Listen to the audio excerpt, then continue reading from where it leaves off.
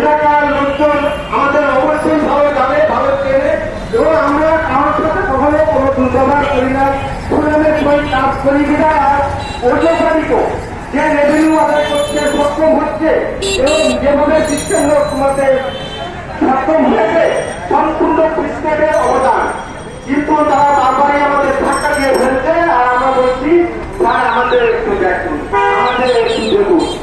শুধু দেখতেই যে রাস্তা খুব লম্বা, বাড়ি কত দূর, ওই সামনে এই সামনে আর শেষ হচ্ছে না।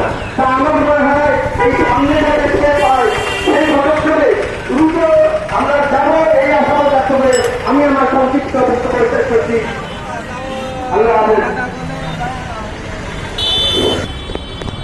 কিছুক্ষণের মধ্যে আমরা আমাদের মানববন্ধন শেষ করবো নির্ধারিত সময়।